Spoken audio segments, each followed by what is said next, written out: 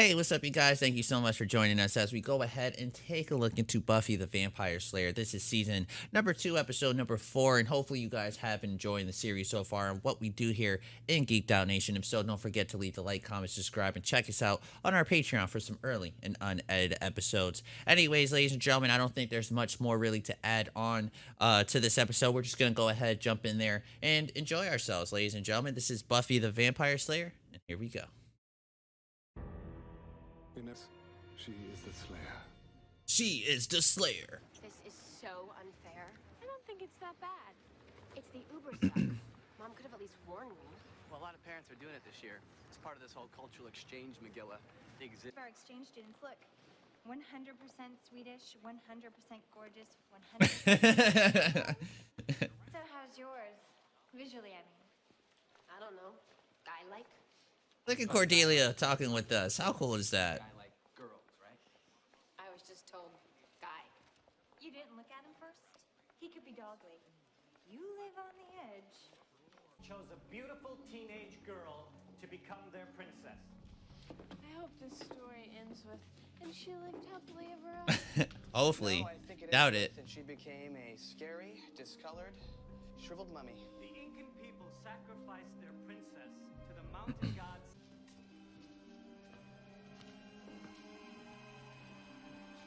When you think about it, that's so disrespectful to have like a dead corpse like that just exposed at the museum. I mean, I hope to God there is nothing like that in no museum.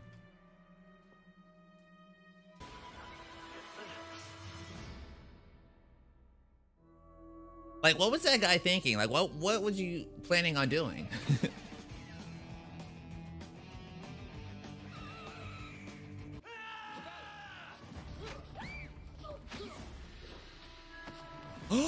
That's the mummy. Oh my God, the boy that we're looking for. That's his corpse. You saved us, right? His corpse is in the tomb. Well, we'll fret about the details later. Let's just get out of here before he comes back. Yes, Willow. That's who you're looking for. Yes. Were the Incas very advanced? Yes, very. Did they... Translate that ancient seal for you, come on. Do you know how many times I've used that?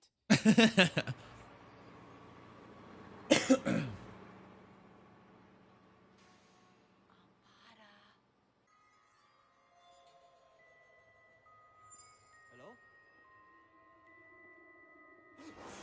Oh, what the hell?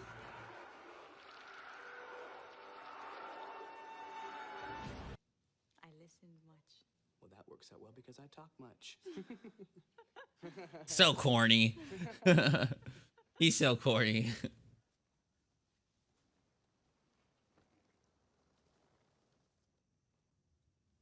One normal life. Coming up.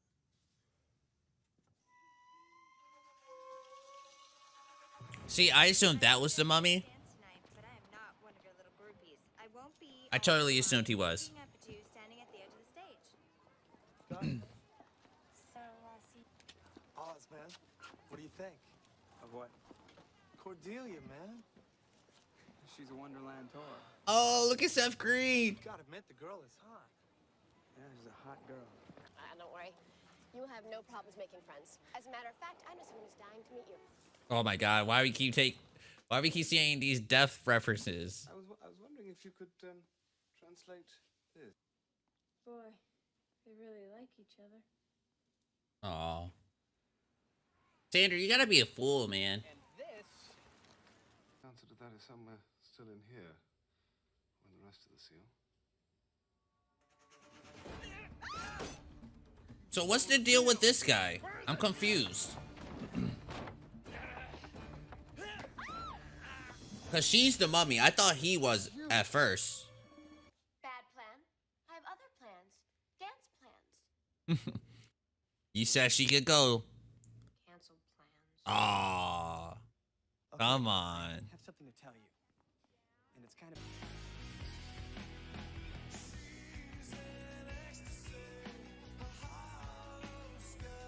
Is that the guy that Cordelia was talking to in the beginning? I think it was.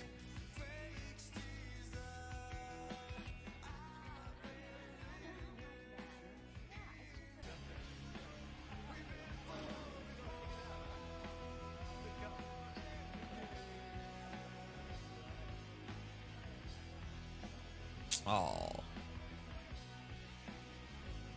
I just feel so bad for Willow. Oh. Maybe I should have worn something sexy.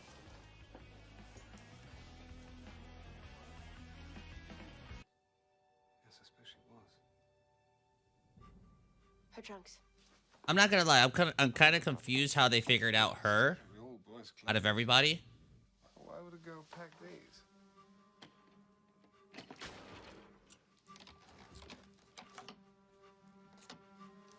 How about this one?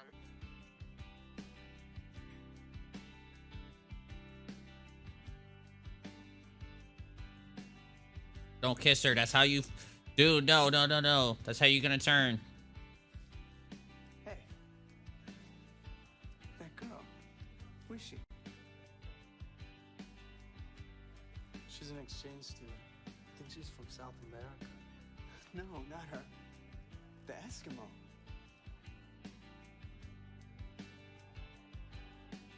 I'm cool with this. I am 100% cool with this. Come on, can't you? To kill me. Why would you say that? Don't say that. Bad joke. The delivery was off too. I'm sorry. Where's Ender? He's looking for Ampada. We need to find him. Ampada's the mummy. Oh, good. Where'd they go? Backstage, I think. Uh-oh. Who is that girl? Are you okay? I think so.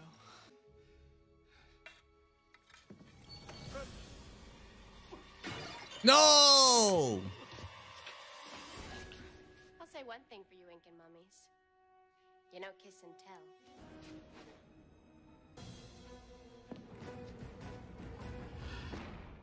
Oh, damn. This won't hurt. Let her go.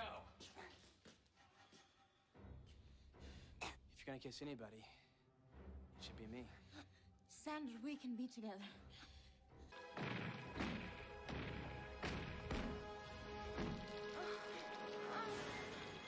Oh.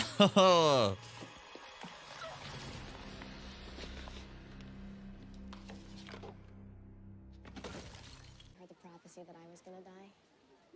I wasn't exactly obsessed with doing the right thing. Yeah, but you did. You gave up your life.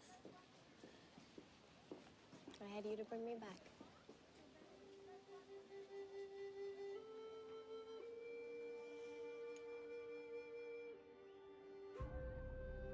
All right, ladies and gentlemen, that was our episode for today, season number 2, episode number 4 of Buffy the Vampire Slayer. I thought this was a pretty good episode.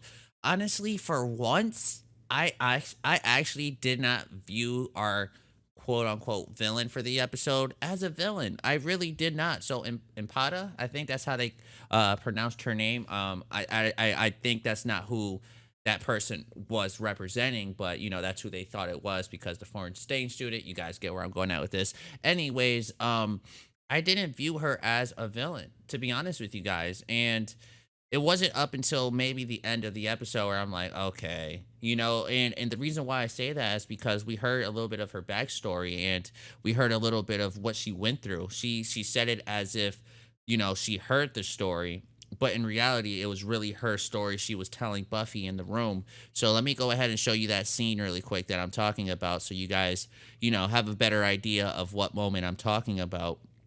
It was somewhere right about, it was right here. It was actually right here where they had that one conversation and, you know, and Pata was just telling everything about, telling Buffy everything about this, you know, this princess. Let me go ahead and play it so that way you guys get what I'm talking about. Probably right about here. I won't play it all. I just want to play little bits and pieces of it so you guys could hear what I was talking about. And her people from the netherworld, princess. Here we go. Could be a gold one in there somewhere. Thank you. You were always thinking of others before yourself. You remind me of someone from very long ago. Which I think is who she's talking about. And to me, I feel like this was a little bit of a mistake on Impada's part because when she said, oh, you remind me of somebody from many, many years ago, right? Okay, let's continue hearing. the Inca princess. Many, many years ago, the Incan princess. I remind you of the Incan princess. Okay. Cool. A princess. They told her that she was the only one. That only she could defend her people from the netherworld. Out of all. So I'm not gonna keep playing it just for copyright, things like that. I don't want to make it, have an issue when I post this up on YouTube. But pretty much this moment here, where she was pretty much describing herself, but as how would you prefer? How would you say that? Like in a third person kind of view? You know what I'm saying? Like, anyways, you guys get what I'm talking about. She's talking about herself. Um, and when I heard this, I kind of felt bad. I felt bad because I'm like, man, look at this girl who was dealing with a lot of crazy stuff way back in the day, and she ends up, I think, getting killed. If I remember correctly, I think they mentioned that she ends up getting killed. Like that was her destiny, that was her fate. And I didn't blame her. I didn't blame her for wanting to stay alive and not die because of how she died back then. Like, you know what I'm saying? Like, I totally like got where she was coming from. I didn't view her really as the villain. She maybe killed one person in this episode, and she was gonna go ahead and kill a few more people, but I feel like there was just more to it, because there was a moment where she could have killed Sander and she didn't. You know what I mean? Which in my mind, it left me to believe that she still has some good in her heart, and that's how I was viewing it. But other than that, that was it pretty much, ladies and gentlemen.